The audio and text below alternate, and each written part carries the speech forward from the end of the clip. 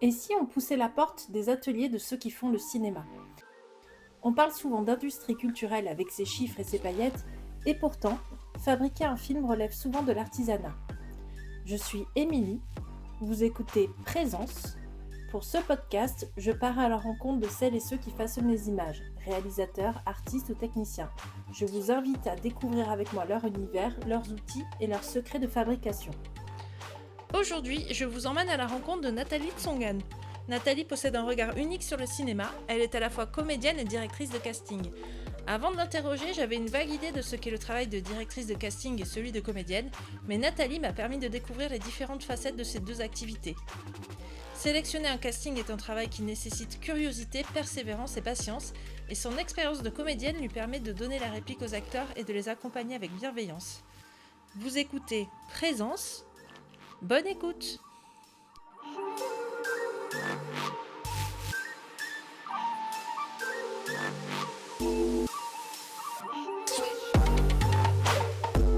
Bonjour Nathalie, merci d'être venue pour ce nouveau numéro de Présence. Merci beaucoup à toi de m'inviter. Salut Émilie. Bon alors Nathalie, on s'est rencontrés sur le tournage de La Cage de Victor Sesca. Ouais. Tu t'étais occupée du casting. Exact. Voilà, est-ce que tu peux nous en parler un petit peu? Oui, Victor, si on remonte, je l'ai rencontré. En fait, je ne l'ai pas rencontré tout de suite. Quand j'ai débuté le cinéma en 2020, on me parlait déjà de Victor Sesca qui venait de finir Ciné Creatis. Après, on s'est rencontrés grâce aux différentes institutions nantaises telles que la Plateforme et la Défi. Et on faisait partie du bureau des auteurs ensemble. C'est un bureau qui est organisé par la Plateforme. Et il nous avait lu le traitement de son long métrage, La Cage, en février 2024, quelque chose comme ça, avant de partir aux États-Unis. Et puis finalement, à son retour des États-Unis, il a écrit un cours. Et il m'a proposé de faire le casting du court-métrage. Et on est parti dans cette aventure-là, voilà, peut-être mai 2024. Ça fait quand même Ah ouais, ça fait un moment. Ouais, 2 ans, un long moment, ouais. Et puis tout de suite, moi je voyais Oulaya dans le rôle principal, Samir Descazas, et les autres comédiens sont arrivés au fur et à mesure, soit par moi, soit par des connaissances de Victor, soit par des gens qui avaient manifesté à Victor son envie de travailler avec lui. Voilà. Trop bien. Ouais. Et est-ce que tu peux nous parler de ton métier de directrice de casting? Parce que moi, j'ai une vague idée de ce que c'est. Ouais. J'ai l'image qu'on a, tu vois, dans les séries, quand il y a un casting, de la personne austère assise sur un tabouret qui juge les gens. Je pense pas que ce soit ça. On n'est pas jury. Hein. Voilà. Donc, Alors, moi, je suis directrice de casting, mais je suis comédienne avant ça. Ok. Voilà, je suis comédienne. Enfin, j'ai débuté le cinéma le 5 août 2020, pour être précise, en entrant par la petite porte de la figuration. Et très vite, j'ai su que j'avais envie de travailler dans le cinéma, donc j'ai multiplié les figures. Rapidement, on a su que j'étais installée dans les Pays de la Loire, donc les casteurs de Pays de la Loire ont commencé à travailler avec moi, et notamment Ingrid Chikawi. Et en fait, en avril 2023, Ingrid, donc, qui me faisait passer régulièrement des castings en tant que comédienne, m'a proposé d'être son assistante casting sur un casting sauvage enfant du film L'attachement de Karine Tardieu. Il y avait plusieurs équipes donc, au niveau national qui s'occupaient de la recherche de cet enfant-là, et j'ai commencé comme ça. On a fait 3 semaines ensemble. Et ensuite, il y a eu un autre long métrage, celui de Lucien Jean-Baptiste, et j'ai encore été son assistante casting. Alors, pour revenir à ta question, qu'est-ce que c'est le casting? Alors, quand on est assistante, soit on co-cast avec notre directrice de casting, donc c'est-à-dire qu'on peut aussi proposer des noms de comédiens à voir ou avoir des idées, mais là, j'ai commencé en casting sauvage enfant. Donc, du sauvage, c'est qu'on va chercher des non-comédiens, que ce soit adultes ou enfants, et on se pose la question, ok, où est-ce que je peux trouver ce profil-là? Et donc là, pour les enfants, moi, je voulais qu'ils soient quand même suffisamment à l'aise avec les adultes, qu'ils aient l'habitude d'être face à un public. Donc, je suis allée dans les écoles de musique, les MJC, je suis allée dans les clubs de basket, je suis allée dans j'ai fait les écoles primaires. Tous les lieux où tu peux trouver des enfants qui font des activités extrascolaires, voilà. Et après, ou sinon, voilà. Donc là, j'ai été assistante en tous les cas pour ces 2 projets-là avec Ingrid. Et rapidement, quand on a eu fini le film de Lucien avec Ingrid, on lui a proposé de faire un cours.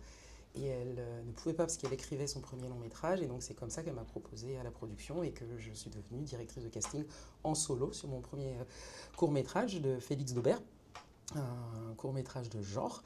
Et voilà, donc c'est quoi? C'est identifier les comédiens qui peuvent correspondre au personnage, les proposer au réalisateur, voir avec lui s'il veut les rencontrer en casting, s'il veut d'abord une self-tape, est-ce qu'il veut voir 3 personnes, 5 personnes, 10 personnes, ou est-ce qu'on est illimité? Après, ben, c'est de contacter les comédiens, leur transmettre les textes et les recevoir en casting. Comme je suis comédienne, c'est vrai que je leur donne moi aussi la réplique en plus de les filmer et de les détendre et de passer un bon moment et d'être là pour que eux puissent donner le meilleur d'eux-mêmes, ou en tous les cas, s'ils sont souvent très stressés par le casting, que j'arrive à les détendre pour qu'ils arrivent à cet état de, voilà, de donner le meilleur d'eux-mêmes, de composer ou pas le personnage en fonction voilà, du personnage qu'il aurait proposé. Et ça, c'est pour les comédiens un peu plus de proximité, voilà, à qui je fais passer des auditions, avec ou sans le réalisateur. Ça dépend du cas de figure. Alors je dis le réalisateur parce que j'ai pris le pli de... J'ai travaillé là, j'ai fait 20 projets depuis 3 ans. Et malheureusement, je travaillais que pour 3 femmes. Voilà. D'accord. Donc c'est vrai que je dis le ou la réal. Et sinon, pour des castings un peu plus... avec des comédiens beaucoup plus identifiés, comme là pour La Cage ou comme d'autres projets que j'ai en ce moment, bah, c'est un peu du casting d'agence. C'est-à-dire que les comédiens sont en agence, on contacte leur agent pour faire lire le projet aux comédiens. Et ensuite, on organise des rencontres entre les comédiens et le réalisateur. Et là, la directrice de casting n'a pas besoin d'être tout le temps là, puisque ce sont des rencontres autour d'un café, dans un café, et pas des essais. Après, il y a une deuxième étape qui peut être la lecture. Quand les comédiens, le casting est fait, on fait une lecture voilà, tous ensemble, avec et des techniciens, et le réal, et la DIRCAST. Et là, c'est le début de l'aventure, souvent. Mais ça peut... Et puis après, on peut caster. Là, actuellement, je suis sur un projet de court-métrage sur Paris. C'est le premier film de David Mornay, enfin le premier court-métrage produit de David Mornay qui va être accompagné par Lionceau Film. Et c'est comment je mixte et des comédiens identifiés avec qui je vais organiser des rencontres et des comédiens qui seront moins identifiés et avec qui on va organiser des essais. Voilà. D'accord. Ouais. Donc, j'avais une question qui m'est venue, elle est partie. Quand tu dis, par exemple, que tu travailles avec des comédiens identifiés, c'est des gens qui ont déjà beaucoup tourné, qui sont un petit peu connus, entre guillemets. Oui, voilà, qui sont connus, qui passent voilà, au cinéma, au cinéma ou à la télé, qui sont, voilà, c'est des vedettes qui sont vraiment identifiées et qui travaillent souvent beaucoup sur du long métrage. Là, le cast de La Cage, c'est quasiment que des comédiens qui sont bankable sur du long métrage. Enfin, ouais. Et alors, sur un court métrage comme La Cage, donc La Cage, c'est un court métrage, je le rappelle, qui a été tourné en Pays de la Loire et qui avait une certaine ambition, que ce soit en termes techniques, casting, volume, enfin voilà, un gros court métrage, on va dire. Comment tu arrives à convaincre le réalisateur que c'est cette personne qui te semble correspondre le plus au rôle, ou est-ce que non, elle est pourrie ma question. Non, elle n'est pas pourrie parce qu'en fait, là pour... Est-ce que c'est... Enfin, ça marche dans les deux sens. Je pense qu'il faut convaincre le comédien d'un côté, convaincre le réalisateur, mais en fonction de leur degré de fame. Ouais. Alors, il y a plusieurs... alors, convaincre... Là, si on prend vraiment l'exemple de La Cage, il y avait personne à convaincre. Ok, c'est génial. Ce qui était génial, c'est que... Voilà, moi, quand j'avais assisté à la lecture du traitement, après, du traitement du long, après, j'ai eu le court-métrage entre les mains. Je ne voyais pas qui allait refuser ce projet. Enfin, c'est peut-être un peu présomptueux de ma part, mais je trouvais qu'il était super challengeant et aussi pour une comédienne, parce que je garde toujours aussi ma casquette de comédienne quand je lis. Et c'est vrai qu'avec les rôles féminins qui étaient proposés, dans du genre, avec de la cascade, je me disais toujours que... c'est hyper fun à faire pour une comédienne. Que c'était hyper fun à faire et que je voyais pas qui refuserait. Et c'est vrai que je crois que de toute façon... n'importe lesquels des comédiens, quand ils ont... Enfin, de toute façon, il n'y a pas eu de casting qui n'apparaît pas à l'écran, enfin qui n'apparaîtra pas à l'écran. Il y a eu un désistement, mais parce que c'est une comédienne qui travaillait et qui a eu un chevauchement de date avec un long métrage. Mais tous les comédiens, quand ils ont eu lu le le scénario et c'était banco. Donc après, il faut attendre leur disponibilité, il faut attendre nous les subventions, les financements. Mais Victor a fait un énorme travail là-dessus, accompagné par Ad Astra. Et après, il y a là. Pourquoi est-ce qu'il y avait un casting aussi important aussi sur le court-métrage, c'est qu'il y a aussi l'ambition d'un long, que ce soit un long pour La Cage ou que ce soit un long pour Victor, dans les années à venir. Je pense qu'avec les courts-métrages qu'il a déjà réalisés, que ce soit en autoproduction ou en production, La Cage, j'espère pour lui, c'est le court-métrage vers le long. Voilà. C'était un peu l'objectif, c'est ce qu'il disait. Voilà, et peut-être que ça peut rassurer aussi après les producteurs, les diffuseurs, les financeurs d'avoir un court-métrage déjà aussi ambitieux, mais avec aussi un casting comme celui-ci. Et puis en plus de ça, moi je rencontre maintenant des comédiens qui ont suivi l'aventure de La Cage via les comédiens qui ont été castés. C'est-à-dire que ça m'arrive d'aller sur d'autres projets en festival ou en avant-première et qu'on me dise « Ah mais oui, La Cage !» J'avais vu parler. Ouais, ils ont fait une communication super aussi, sur tout le long du tournage. Ah bah ouais, grâce à une petite capsule aussi de Rémi. Mais sinon, si je prends un autre exemple, oui, il faut convaincre parfois. Alors moi, je sais que pour Félix, j'avais fait par exemple un veto. Ça veut dire qu'il y avait une comédienne que je voulais absolument qu'il voit. Il ne savait pas trop, il réfléchissait, il hésitait. Je disais, mais, écoute, voyons-là un casting. Et puis elle a eu le rôle, et c'est Inès Quero, et elle a le rôle auprès de Juliette Gasset. Là, je sais que je suis sur un autre projet en ce moment où le réal, on voit énormément de noms, énormément de comédiennes. Donc là, c'est vraiment, il faut que je convainque par la filmographie de la comédienne ou du comédien dans ce ou quoi je les ai vus avant. Il faut que je convainque en disant, justement, peut-être qu'on l'a trop vu dans ça. Donc voyons-la aujourd'hui dans ça. Enfin, faisons des contre-emplois. J'aime pas qu'on se dise que les comédiens font un emploi et feront cet emploi-là tout le temps. Ça m'embête vraiment. Voilà, parce que justement, en tant que comédienne, on a en plus tendance à me mettre toujours dans les mêmes rôles. Et j'ai envie d'aller vers autre chose. Donc, et quand je vois, ou à l'inverse, je vois un comédien, il a un long CV en long métrage, et je lui dis, mais en fait, tu sais pas ce que le comédien il désire. Peut-être que lui, 5 jours de court-métrage, c'est un peu à faire aussi un pas de côté, c'est moins vampirisant qu'un long de 6 semaines. C'est un peu une bulle d'air aussi, c'est d'autres rencontres, c'est se remettre aussi peut-être en difficulté en leur proposant quelque chose qu'ils n'ont pas l'habitude de faire. En tous les cas, je pars du principe, moi, en casting, que je ne risque rien. Je propose aux comédiens et aux comédiennes. Après, c'est oui ou c'est non. Mais c'est pas prendre un risque que de proposer aux comédiens. Et voilà. Enfin, ok. Donc toi, ça t'arrive d'avoir, par exemple, de voir, je verrai telle personne dans tel rôle, que le réalisateur il soit pas chaud, mais tu convaincs quand même le réalisateur de rencontrer toujours pour à moins vraiment que ce soit un non catégorique parce qu'il se projette pas du tout sur cette personne-là dans le personnage, à moins que il pense qu'il y aura trop de travail de composition à faire et que l'actrice est encore un peu frais pour pouvoir tenir ce personnage-là sur tant de jours de tournage. Mais et puis après, il y a aussi, je suis désolée, mais il y a la notion de feeling. Voilà, enfin, on a le droit de dire sans être discriminant, je ne sais pas, cette personne, je ne la sens pas, mais parce qu'on est humain et qu'on est fait de ça et qu'on est fait de ressenti. Mais oui, quand je pense que quelqu'un peut vraiment, vraiment correspondre, D'ailleurs, j'avais une visio vendredi dernier là, avec le réal que j'accompagne en ce moment. Il me dit, mais t'es sa mère ou quoi, ce comédien-là, pour le pousser autant? Et je dis, non, c'est pas que je suis sa mère, mais c'est que j'y crois vraiment. Et peut-être, il y a quelque chose que j'avais minimisé dans le casting, mais j'entends parfois des dircastes le dire, et je me suis dit, peut-être que moi je fais ça aussi, c'est d'être un peu challengeuse et se dire, j'aurais découvert cette personne avant les autres. Oui.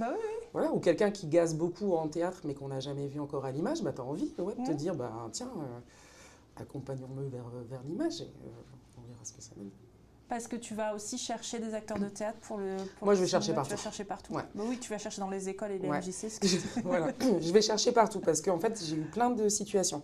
Moi, ce que j'aime bien, souvent en casting, si j'ai le temps et si on a le temps, en fait, parce que c'est vraiment ça le nerf de la guerre, c'est toujours avoir des comédiens qui sont expérimentés en image, des comédiens qui soient expérimentés en théâtre mais qui ne soient pas habitués à l'image, et les outsiders. Donc les outsiders, ça va être soit du casting sauvage, donc c'est vraiment des gens qui n'ont jamais fait d'image Et d'un coup, tu les croises et tu dis, ah tiens, je les verrais bien dans ce personnage-là. Alors par contre, il faut être en casting, hein. Tu peux pas arrêter les gens dans la rue comme ça pour dire, tiens, toi, un jour, tu feras du cinéma et Voilà avoir ma rien, carte. et voilà, et avoir rien derrière.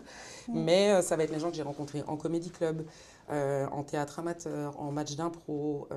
J'essaye d'aller dans les écoles de théâtre, Mhm. dans les conservatoires de théâtre. Ça va être, j'ai beaucoup trop d'abonnements, je pense, télé, VOD, au Mm. goût de mon banquier, mais ça va être des gens que j'ai repérés dans des Nikon, Mm. dans des courts-métrages sur la plateforme, enfin sur différentes plateformes.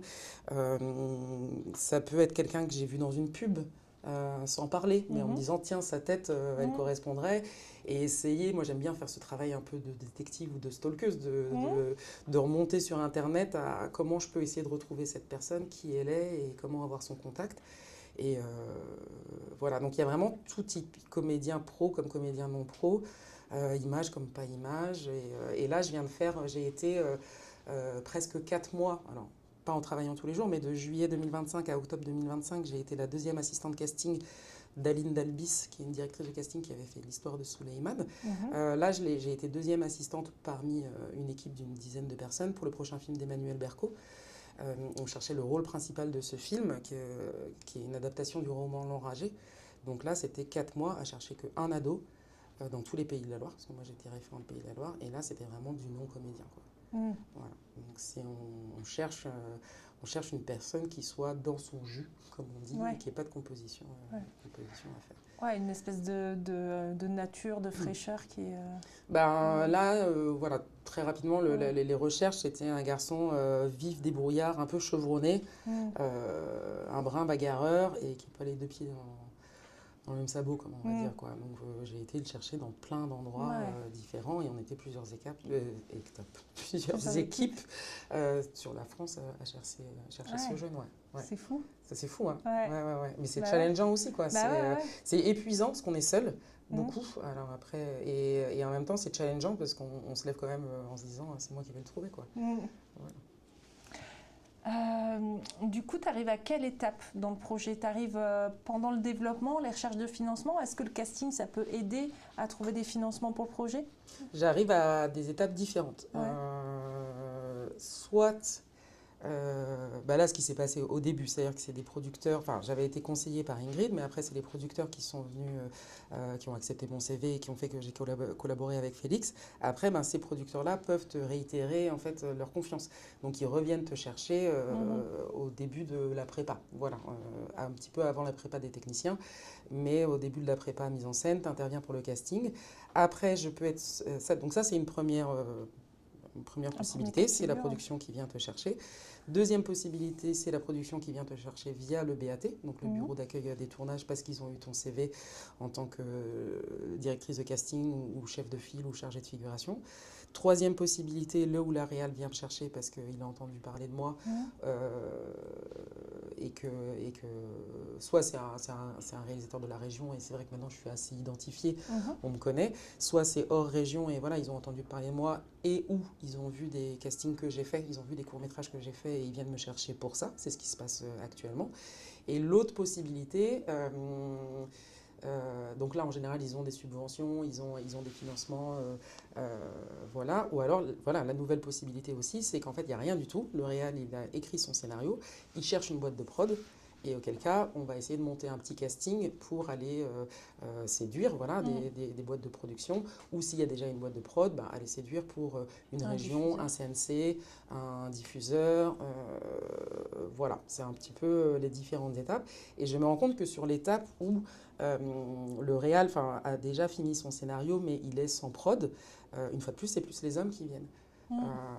Ils se disent, allez, on va chercher, on va quand même chercher un casting. Et c'est là où, s'il vous plaît, les scénaristes femmes, les réalisatrices, n'hésitez pas à contacter des Dircast. Enfin, moi, en tous les cas, c'est vrai que j'accepte encore, peut-être que si j'arrête, c'est parce que la charge de travail me fera arrêter. Mais en tous les cas, c'est vrai que j'accepte encore de travailler bénévolement.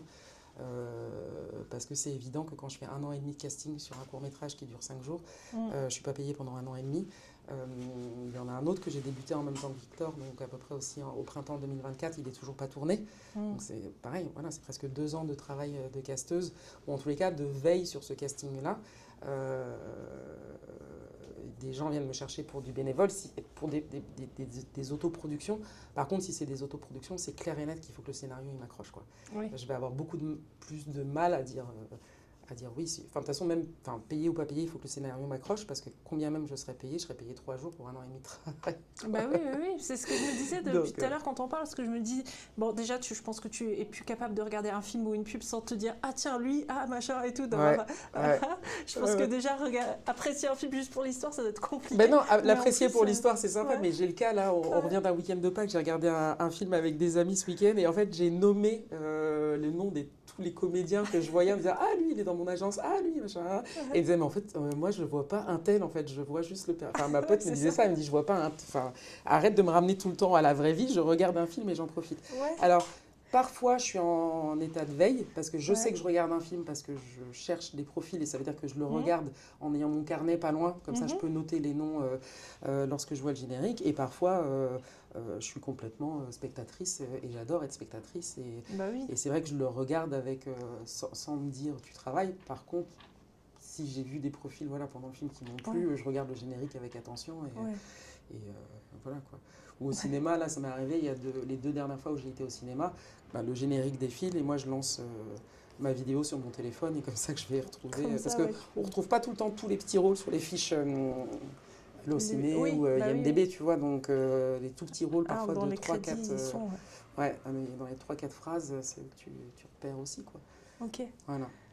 Ok, trop bien. Mais heureusement, je vis de ça. Enfin, je vis. Je vis pas encore, ça fait 5 ans que je suis dans le métier, 3 ans que je suis au casting, je vis pas encore pleinement ma vie de manière satisfaisante, mais j'ai quand même j'ai mon intermittence et je vis grâce à mon intermittence. Bah, ça c'est génial. Mais oui, c'est là où je voulais en venir avant de faire ma blague, avant de voilà. C'était on se rend pas compte de la charge de préparation en fait que c'est, parce que déjà tu dois avoir, je pense, un carnet d'adresses, tu dois suivre plein de gens, savoir en plus je pense que de fait, comme tu es passionné, tu dois savoir à peu près lui, il est dispo à cette période, mais pas lui. Des choses comme ça. Alors ça, je le sais pour les comédiens de la région Pays de la Loire. Après, les comédiens, à moins que j'ai vu les prévisionnels d'un tournage à venir sur des longs, je ne sais pas trop dans les comédiens qui fait quoi et quand. Ça, c'est de la discussion. Ça, tu vois, quand tu rencontres une collègue, ah tiens, il y a un tel qui fait ça, un tel qui fait ça, un tel qui parle là-dessus. Oui, pour les comédiens de la région, en général, je sais un peu quand ils sont au théâtre, quand ils sont sur des projets audiovisuels ou cinéma. Mais sinon, je tiens pas d'agenda pour les... Oui, heureusement. Ouais, voilà. Mais et après, des fichiers, je suis pas très organisée dans mes fichiers. Mais j'essaye, à chaque fois que je reçois une candidature spontanée ou que je rencontre un nouveau comédien ou que je lance un appel à casting et que je reçois des candidatures, je me suis créé au fur et à mesure un fichier et qui est hyper important pour moi parce que comme j'ai la double casquette de comédienne, j'ai pas le temps de faire ça à l'année. Donc il faut que mes outils soient prêts quand je pars en projet, quoi. Mais là, tu vois, je vais avoir un nouveau projet peut-être, sur un long peut-être.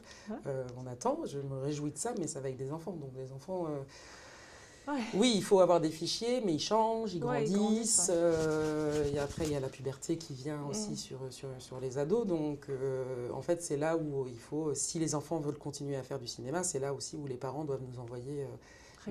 régulièrement des news parce que pour voir quand ils ont changé, et puis il y a les coupes de cheveux, les morphologies, voilà. Les enfants, c'est vrai que ça change très très vite. Après, les comédiens adultes peuvent aussi changer, soit par une coupe de cheveux ou par une prise ou une perte de poids voilà, il y a plein de choses qui nous arrivent dans la vie, quoi. Mais, là, ce qui était plus dur pour moi actuellement, c'était de connaître les comédiens pas connus sur Paris, puisque je n'y vis pas et que je ne peux pas faire justement ce que je fais d'habitude, c'est-à-dire aller dans les comédie clubs, aller dans les petits théâtres, aller dans les écoles. Donc c'est là où ça a été plus difficile. Mais voilà, on y Parce arrive. que tu as dû caster sur Paris. Parce que là, en ce moment, le court-métrage, qui est presque un moyen-métrage, celui de David Mornel, on sera sur presque entre 25 et 30 minutes. Là, c'est du casting exclusivement parisien, puisqu'on va on va tourner sur Paris et que les financements font qu'on ne pourra pas prendre des comédiens de toute la France, quoi. Alors, tu peux placer quelques personnes qui sont de région, mais globalement, on tourne avec que des franciliens. Et donc là, je suppose, c'est logique, que tu travailles sur plein de projets en même temps. Ouais. Tu arrives tu y arrives, mais à gérer en fait les différents profils que tu dois rechercher. Du coup, tu dois peut-être aussi mener tes recherches en parallèle. Des fois, tu as peut-être des recherches qui se télescopent aussi. Tiens, lui, il correspond pas pour lui, mais peut-être pour tel projet. Alors, sur du court-métrage, on n'a pas non plus énormément de rôles. Donc là, je sais que j'ai encore... j'ai 4 courts-métrages en cours et j'ai pas... Alors la question, pour le coup là, j'ai pas de rôle qui se croise sur ces 4 à venir là. Peut-être que si j'étais DIRCAS sur des longs, oui, parce que ça se produirait, c'est sûr. Mais pour l'instant, ça ne s'est pas produit. Après, il y a une comédienne que j'avais connue au Conservatoire d'Angers qui a travaillé sur beaucoup des courts-métrages que j'ai castés, mais souvent, elle s'appelle Inès Quérault, voilà, elle a travaillé sur 3 courts dont j'avais fait les castings. Après, c'est ce que je dis, j'ai vu quand même beaucoup de comédiennes, mais c'est les réalisateurs et les productions qui ont toujours le mot final. Et puis, grâce à elle, elle m'a aussi conseillé, elle était sur un casting à Paris, elle m'a conseillé, et du coup, la réal m'a embauchée comme DIRCAS région. Et là, pour un des cours que j'ai à venir, c'est le réal qui voulait directement travailler avec elle. Donc on va croire que c'est ma comédienne fétiche, mais pas du tout. Là, cette fois-ci, ça se produit comme ça. Mais j'ai pas trop de profils, non, pour l'instant, qui se croisent. Peut-être, par contre, là, du fait que j'ai vu beaucoup d'enfants, d'ados, garçons, entre juillet et octobre, peut-être que là, j'irai rechercher dans mon prochain projet, si j'ai des ados, des profils que j'ai vus dans ce fichier-là. Ouais. Mais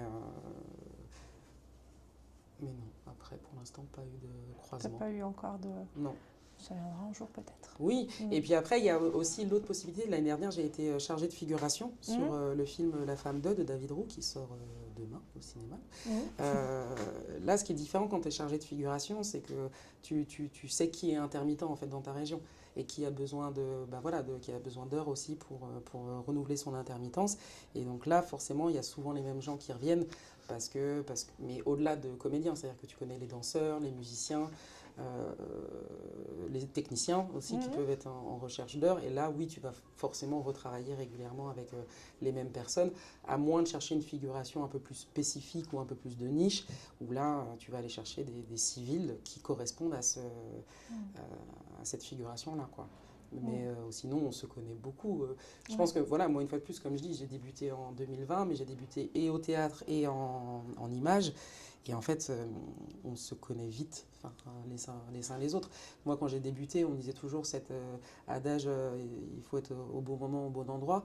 Sauf que tu sais pas quand c'est le bon moment. Donc, en fait, tu es tout le temps au bon endroit. Enfin, tu t'espères en tous les cas de l'être. Et tu recroises vite les personnes, quoi. Et du coup, la figuration, ça se gère pas du tout pareil. Ça doit être, c'est beaucoup de volume et du coup, tu dois avoir un listing de personnes via le bureau des tournages aussi, je suppose. Alors là, moi pour l'instant, j'ai été qu'une seule fois chargée de figuration. J'avais repris le projet en cours à Ingrid, donc, et en fait quand tu lances tes annonces sur le bureau d'accueil et tournage, sur les réseaux sociaux, et les gens candidatent, malheureusement il y a toujours plus de candidatures que de places. Là sur La Femme d'Eux, il y avait peut-être 150 figures à caster, et en moins de 24 heures j'avais reçu 500 candidatures. Et après, au bout d'un moment tu stoppes. Si on t'en parle avec mes collègues qui eux sont chargés de figures, reconnus par les intermittents aussi, je crois sans mentir que Stéphane avait dû recevoir une fois entre 2000 et 3000 candidatures pour de la figure, pareil, en très très peu de temps, quoi. De toute façon, la réalité, elle est aussi que depuis la baisse des subventions de 2024, cette baisse de subventions-là a surtout touché les gens du spectacle vivant. Donc, comme ils ont aussi besoin de faire des heures, c'est une masse d'intermittents qui sont venus chercher des heures en cinéma et en images, et qu'on retrouve dans des candidatures alors qu'on les avait pas forcément, on n'avait pas forcément ces profils-là avant. Voilà. Ah, tu vois, c'est quelque chose que je n'avais pas du tout mesuré dans Ouais, et c'est vrai qu'aujourd'hui, quand tu lances une recherche de figuration, tu retrouves, voilà, comme je te dis, bah, voilà, beaucoup des gens du spectacle vivant et aussi des techniciens. Ah oui. Ouais. Oui, surtout que là, en plus, en région, il y a encore eu des baisses du fonds d'aide audiovisuel. Là, Donc il y a eu des moins nouvelles de... baisses en février d'1 million. Ouais. Donc forcément, ça va encore En affecter. février. Ouais, en février ou fin janvier. 1 million, Ah oui, oui, 1 oui, pour ça a la été annoncé. création Bien sûr. cinématographique. Ouais. Donc voilà, donc il va y avoir encore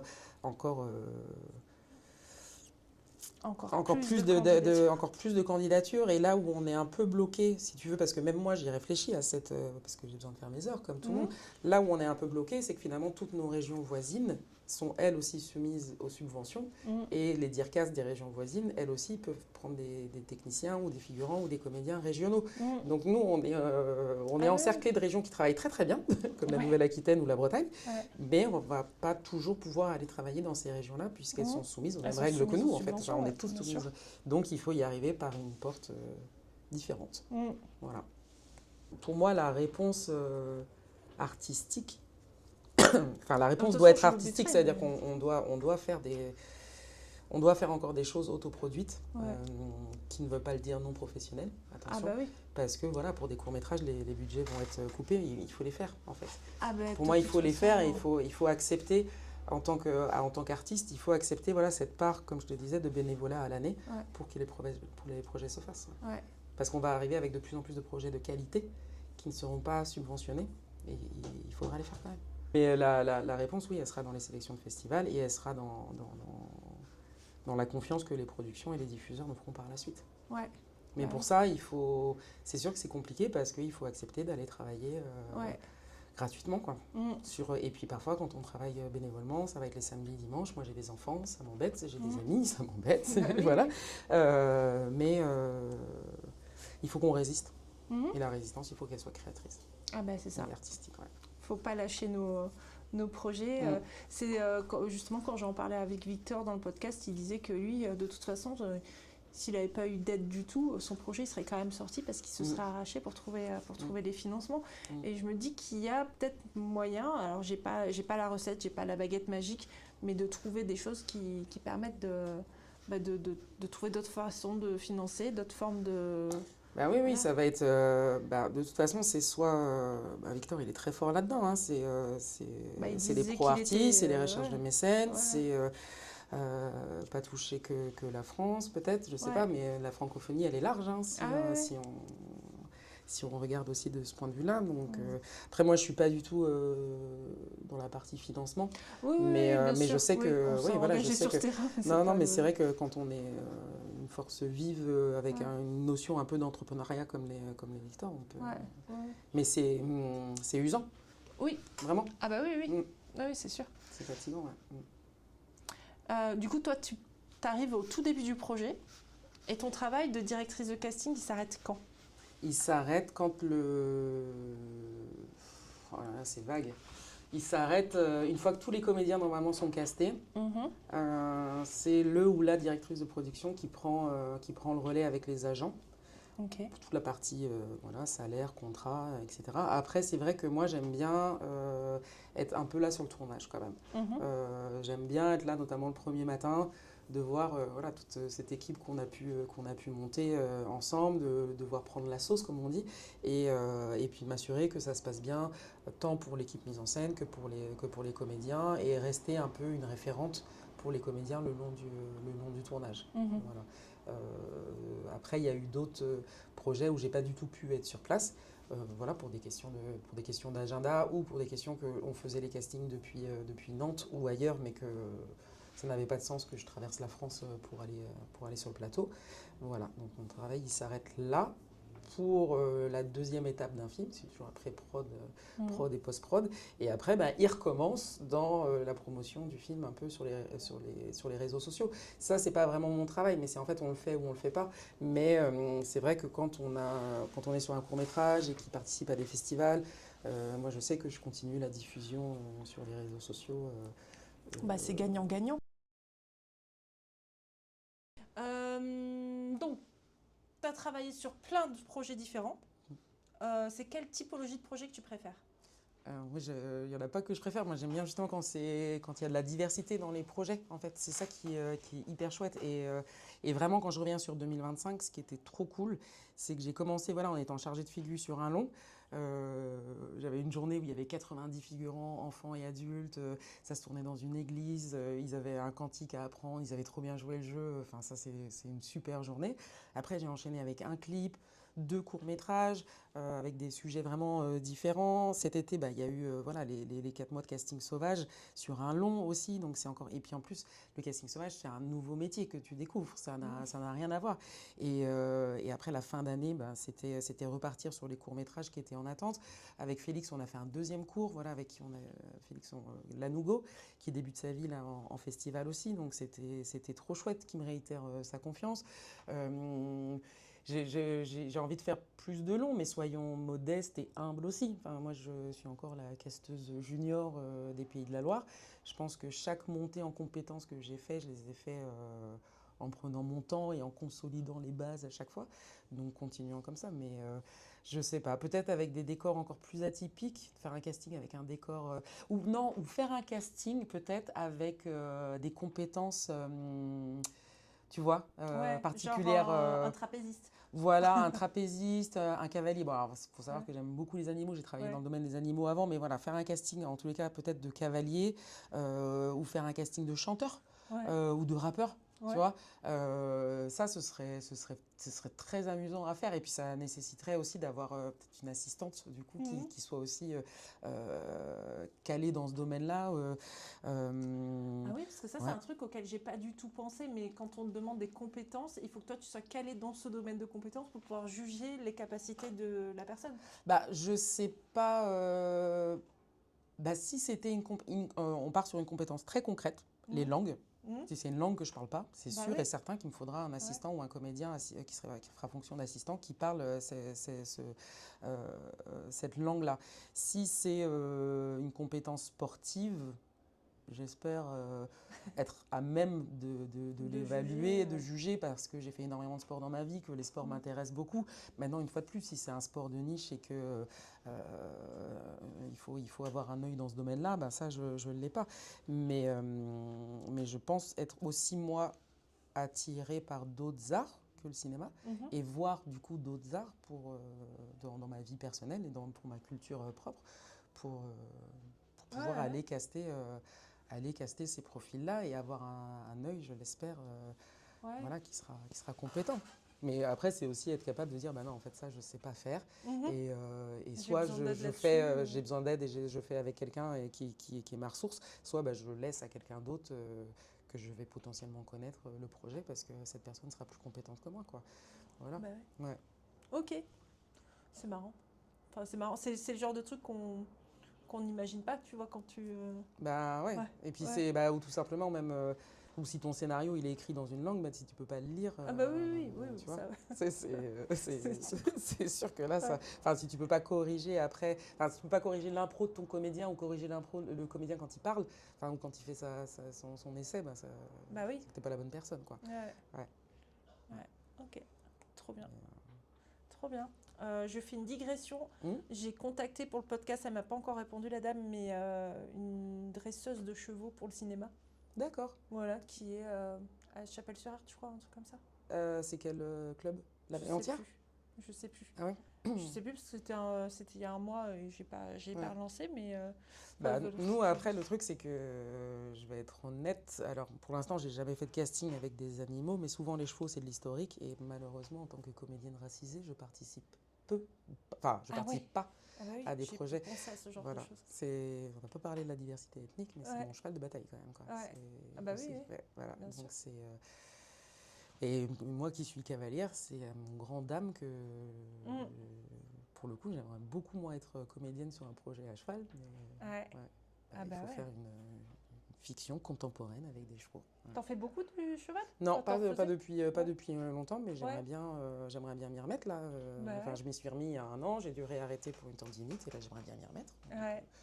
voilà. C'est trop bien. Mm. Mm. Et justement, on n'a pas abordé le sujet de ta partie de comédienne. justement, on a beaucoup parlé du casting. Ouais. Ton travail de comédienne, tu l'as évoqué plusieurs fois, mais du coup, c'est quoi le... donc, tu as commencé en 2020 à peu près, c'est ce que tu Alors, disais? si on remonte un tout Ouais, petit peu plus, ouais, en septembre 2018, je me suis mis au théâtre. ok. J'étais infirmière encore à l'époque et j'ai vraiment fait voilà, cette activité comme on ferait un autre loisir. Et ma prof de théâtre, Morgane, m'a dit, il y a des auditions tel week-end. C'est une compagnie qui s'appelle Le Temps est incertain, mais on joue quand même, qui fait passer des auditions pour un projet qui est une co-création pro et amateur. Bah, j'y suis allée et j'ai été reçue. Donc en 2019, on a joué La Dame de chez Maxime et ça a été vraiment ma grosse expérience de comédienne de théâtre parce que la pièce durait plus de 2 heures et demie, qu'on a fait 28 dates, plus de 8000 spectateurs, un partenariat avec le Théâtre régional des Pays de la Loire. Et en fait, c'est forte de cette aventure que je me suis dit, ok, tu démissionnes d'infirmière, tu passes des concours pour rentrer en école de théâtre privé. Il y avait cette école, l'école du théâtre populaire nantais sur Nantes. J'ai passé les auditions, j'ai été reçue. Je suis rentrée en octobre 2019. C'était parti pour 3 ans d'école et malheureusement, mars 2020, crise Ah bah oui. sanitaire, Covid. En tant qu'infirmière, je retourne travailler, j'arrête l'école et donc on repasse des planches à la blouse blanche et voilà, j'arrête l'école et je redeviens infirmière de nuit. Et quelques mois plus tard, une assistante casting, après avoir contacté justement cette école de théâtre-là pour savoir s'il y avait des comédiens racisés d'une quarantaine d'années dans cette école, ils ont donné mon nom.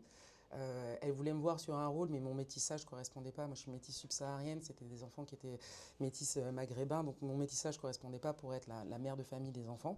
Mais elle m'a proposé une figure. Mhm. Et voilà, cette fameuse Et c'est de là que figure, c'est parti. c'est là que c'est parti. Et vraiment, cette journée, ça a été extraordinaire.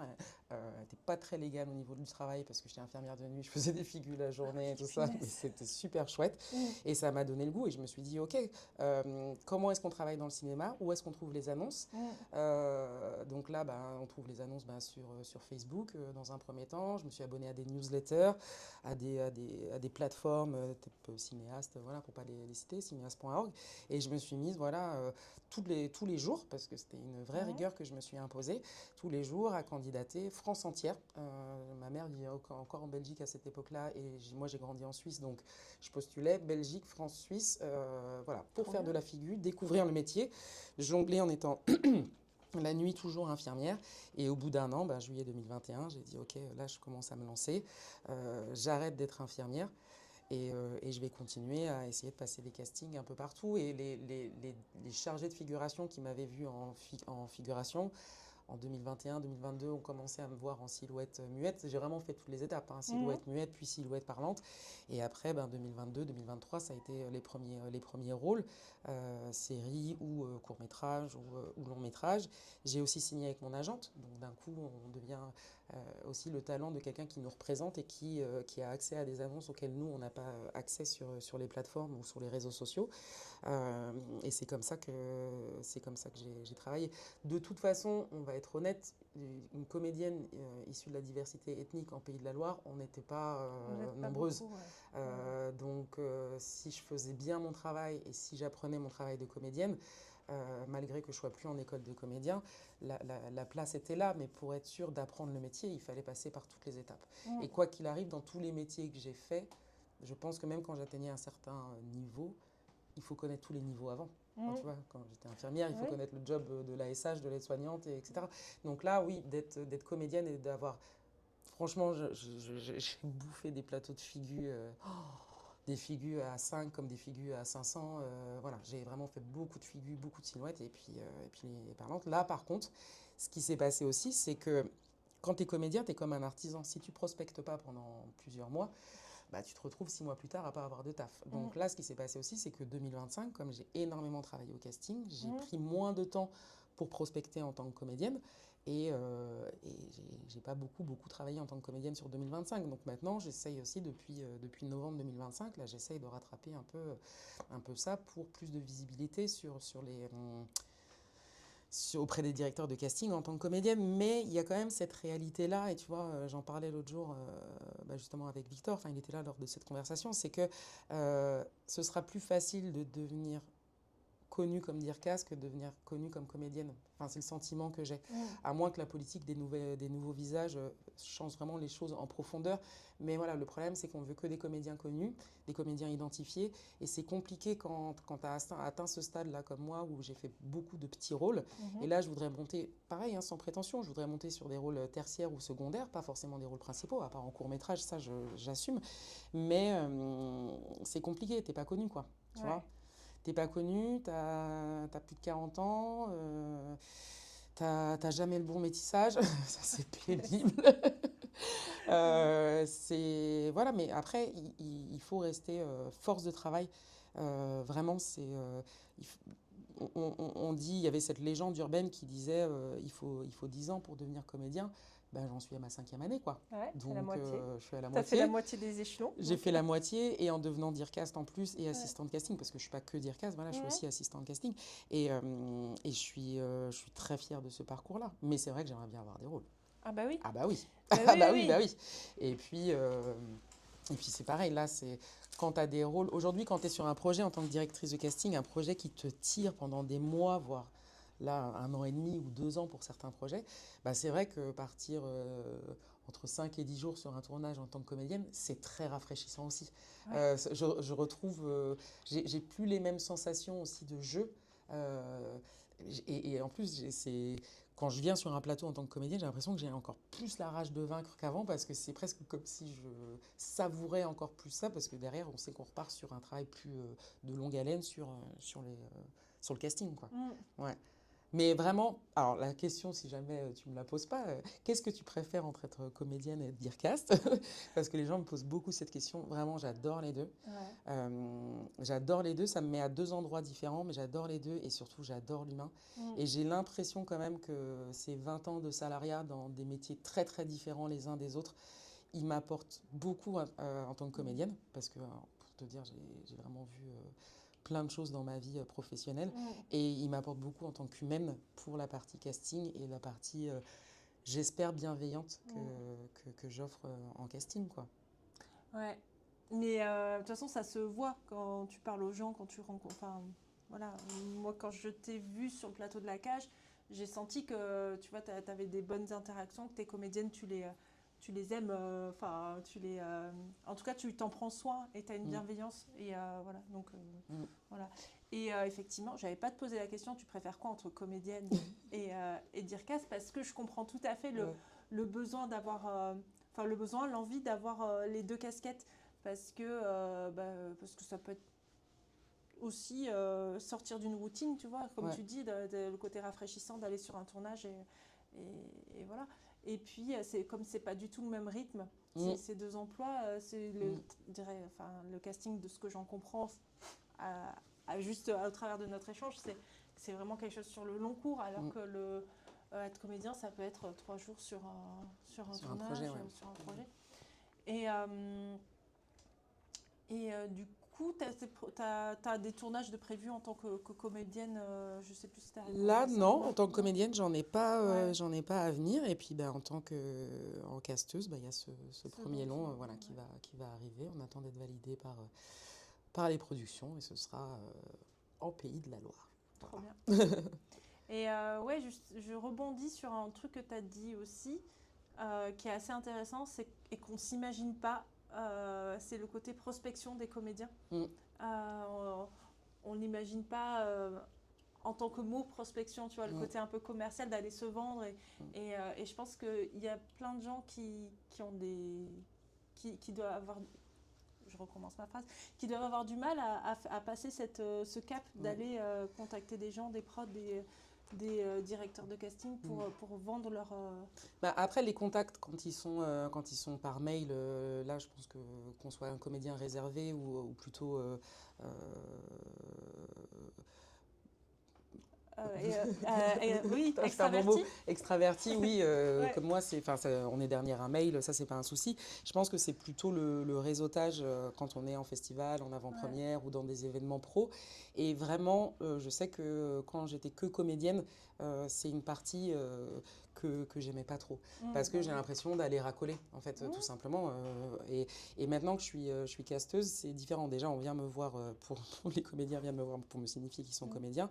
Mais j'ai l'impression que quand on est en milieu pro, on est collègue, on est plus facilement accepté comme collègue en tant que casteur que quand on est comédien, on a l'impression d'être vraiment toujours en demande, en recherche, d'attendre d'être dans le désir. Mais ce qui est le plus dur, c'est pas tant la prospection physique. Ce qui est dur, c'est le pourcentage de mails envoyés et qui aboutissent Ah oui, ça. sur un essai. Ouais. Voilà, c'est vrai que pour te dire, quand j'avais commencé en figuration, quand j'ai commencé en figuration en 2020, j'avais un retour à 3%.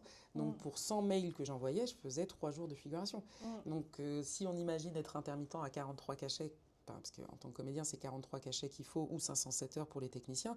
C'est ça, en fait, c'est ce temps-là qui est... mais mais c'est là aussi où avoir des enfants, ça m'a servi, parce que Mm. ça te structure, ça structure ta journée. Quoi qu'il Mm. arrive, ils se lèvent le matin, il faut les emmener à l'école.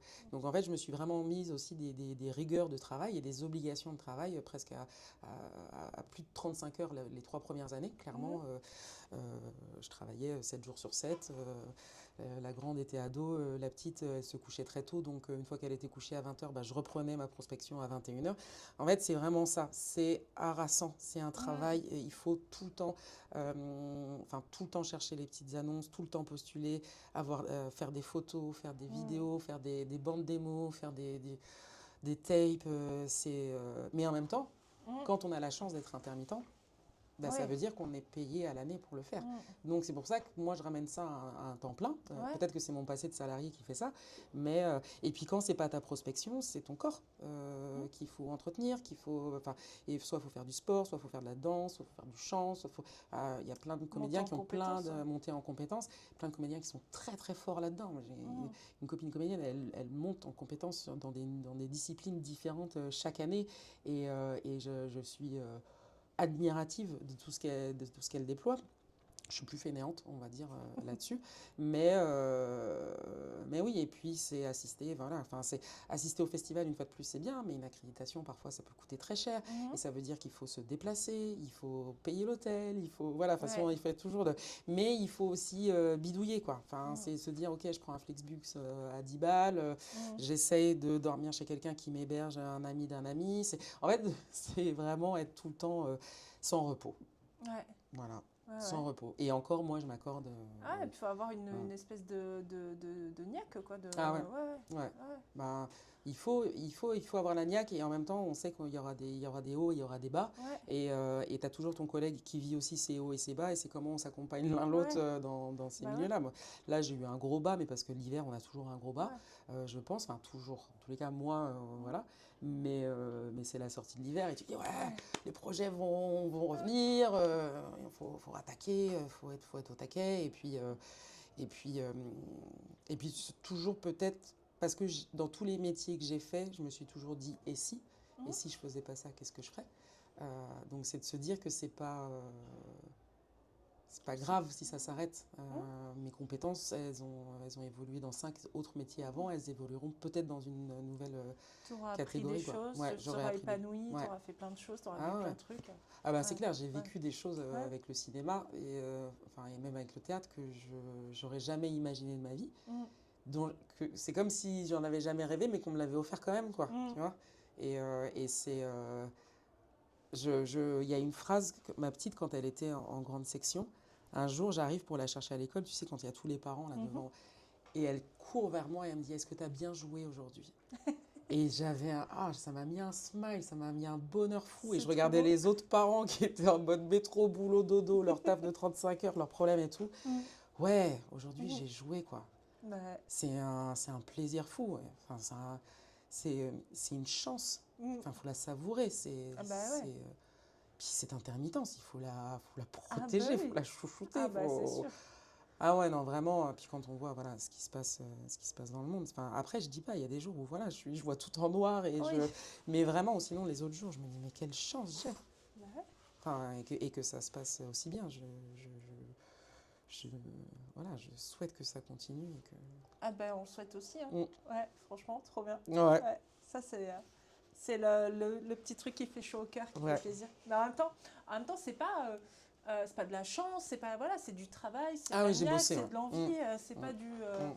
c'est pas j'attends que Ouais, mon téléphone sonne et tout ça. ouais, C'est ouais. vraiment. Et j'avais une question par rapport au festival.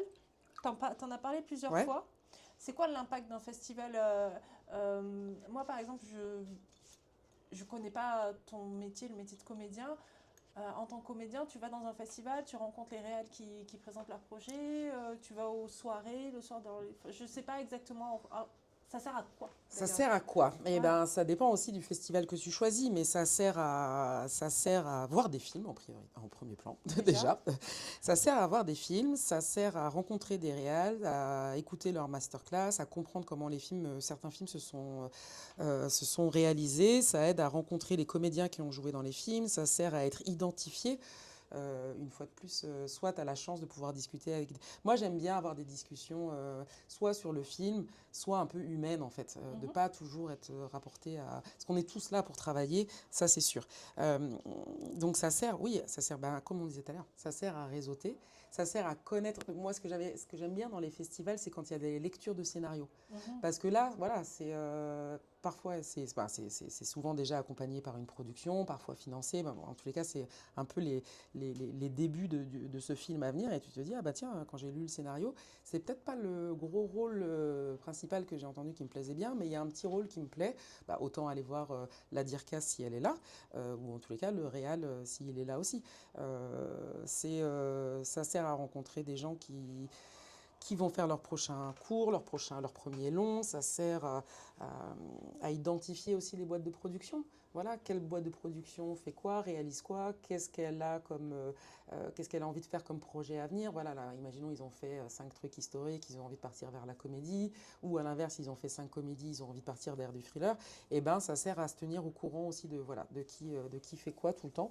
Et les festivals, ça sert. Oui, Enfin, ça enfin, sert, ouais, ça sert à ça tout sert ça, à quoi. diffuser, à Après, il y a des montrer aux gens. festivals, tu vois, par exemple, si je prends Trouville, Trouville, il y a un kino qui est Mhm. organisé tout le temps. Et ben, en fait, techniciens et comédiens, en 48 heures, 72 heures, parfois en 24 heures, on réalise un film. Et du Mhm. coup, le technicien, eh ben, il repart avec des images parce que tout le matériel est prêté par France Mhm. Télévisions, il faut le savoir. Donc, le technicien, il repart avec du showreel pour lui, le comédien avec de nouvelles images pour lui. Maintenant, avec les réseaux sociaux, les Dircast, ils aiment beaucoup voir les comédiens jouer depuis leur Instagram, tu vois. Mhm. Donc ça sert à tout le monde, ça sert à enrichir. Et puis en fait, je pense que ce milieu-là, c'est un peu comme d'autres métiers. On travaille avec ceux qui travaillent. Mhm. Donc il faut montrer que tu travailles. Et un festival, c'est du travail. Ouais. C'est certes une part de fête et de rencontres joyeuses, Mhm. mais c'est du travail. Mhm. Pareil, moi quand j'ai des festivals, je sais que je me mets des rigueurs. Il y a une partie de moi qui ira peut-être faire la fête ou le karaoké du festival à un moment donné ou un autre, mais je bosse le programme avant d'y aller. Mhm. Quel film je veux voir, que ce soit français ou étranger, quelle masterclass il y a, quelle lecture il y a, et ça sert à tout ça, quoi. Mhm. Et puis j'écris de temps en temps. Ah oui. Donc c'est bien aussi de... Là j'avais mis un peu sur pause, mais les lectures de scénario, ça sert aussi à ça. Mhm. Et les rencontres de prod, ça sert aussi à ça. Quel prod veut lire quoi en ce moment? Mhm. Il y a ça. T'écris quoi comme t'écris des cours, des séries, des films, J'écris des des cours. comédies, J'écris des cours. J'avais écrit un traitement de long pendant le Covid quand j'étais infirmière, donc je faisais même pas de cinéma à l'époque, Ouais. mais sur mes nuits parfois j'écrivais. Et j'avais écrit un traitement de long, une comédie chorale féminine. Je m'étais dit tiens, quel film je vois pas à l'écran? Ben, je vois pas 4 nanas comme moi qui partent en road movie, quoi. Enfin, Mhm. 4 nanas de mon âge. J'écris des cours plutôt sociaux. Et là, je me suis dit, tiens, pourquoi pas commencer à écrire des séquences, Mhm. simplement, mais qui pourraient être jouées par des comédiens, justement, lors des ateliers casting, où, imaginons, je fais passer un casting à un comédien, j'ai un texte qui appartient au casting que je fais passer, mais si j'ai envie de voir le comédien dans la même couleur, mais sur un autre texte, bah, autant écrire des textes Mhm. à moi. Et comme ça nous permet aussi, à nous, Dircast, Réal, personnes de la mise en scène qui verront ces images, de ne pas avoir l'acteur qui a vraiment joué cette scène-là dans la tête. Parce qu'on aime tous jouer des séquences de films très connus, sauf que tu ne vas pas m'empêcher de voir voilà, la vraie comédienne qui a joué ça. Donc je me dis, pourquoi pas commencer à écrire des séquences et voir après qu'est-ce que ça donne, ces séquences-là, quand elles sont jouées. Est-ce que ça donne du désir au comédien qui la joue? Est-ce que ça donne envie d'en savoir plus? Et à ce moment-là, peut-être d'une séquence, partir encore sur une écriture de court-métrage. Ou à l'inverse, dans les courts-métrages, des fois, tu as des séquences, tu sais, qui sont trop longues, donc tu les retires et tu les mets ailleurs. Voilà. J'ai écrit aussi, une fois plus, une autre séquence. Mais l'intérêt, ce serait que ce serait une séquence qui soit, elle est filmable qu'à l'iPhone, enfin au smartphone, pardon, et que chaque comédien se donne l'exercice de la jouer. Mais en fait, le thème, il est libre. Le texte, tu l'as. Le réalisateur, c'est toi. Et j'aimerais bien un jour avoir un petit groupe de 5-6 comédiens qui se disent « Ok, je te joue ta scène, je la réalise moi-même avec mon téléphone. » Et après, on évalue ce que ça donne, quoi. Donc, c'est pas pour aller en festival, ça, c'est pas à destination de festival. Mais c'est pour faire du training, de l'exercice. Et puis même, je trouve ça hyper intéressant de positionner le comédien comme réalisateur. Comme aujourd'hui, on peut tout faire avec un téléphone. Ok, là, aujourd'hui, je te donne une séquence qui se joue parce que l'idée, c'est de faire une visio. Et comment tu joues cette visio-là, quoi, en fait. Est-ce que tu filmes tes toilettes? Est-ce que tu vas dehors? Est-ce que tu es dans un garage? Est-ce que tu es au fond de ton lit? Est-ce que tu filmes ta tête? Est-ce que tu la filmes pas? Est-ce que tu filmes ton chat? Est-ce que tu joues avec le champ contre champ d'un smartphone, tu vois, vers toi, vers l'extérieur? Donc voilà, ça me plairait bien aussi. Mais quand je me plonge en écriture, il faut du temps. Et en ce moment, là, j'en ai pas eu du temps pour écrire. Oui, puisque tu as enchaîné là. Oui, j'ai enchaîné. Donc j'ai toujours mon carnet dans lequel j'écris des idées ou des séquences ou des idées de paroles. Mais de paroles de dialogue. De dialogue. T'écris des chansons aussi. Plus jeune, j'ai été chanteuse dans un groupe, mais j'écrivais des chansons. Mais là, non, mais d'écrire. Trop bien. Alors, où est-ce qu'on te trouve? On te trouve sur Instagram? On me trouve sur Instagram, sur Facebook. LinkedIn, je ne suis pas très active. Je l'ai créé, mais je l'ai jamais trop utilisé encore. Il faudrait que je le fasse. Voilà. Ok. Donc, @Nathalie Tsongan? Oui. Ok, ça marche. Ok, bah super. Est-ce que tu as d'autres choses à ajouter? Est-ce que tu veux parler d'un film qui est sorti il n'y a pas longtemps sur lequel tu as fait le casting? Demain, voilà, au cinéma, le film La Femme 2 de David Roux, voilà, qui était produit par Eliane Antoinette. Et puis, plein de courts-métrages à venir en festival. Et on se retrouve à l'automne pour La Cage. Oui, c'est clair. Et ce sera notre première collab. En tout cas, je te remercie vraiment d'être venu. C'était super intéressant. J'ai appris plein de trucs. Merci beaucoup à toi de m'avoir invité. C'était chouette. Ouais, trop bien. On se dit à bientôt. À bientôt. À bientôt. Salut. Ciao.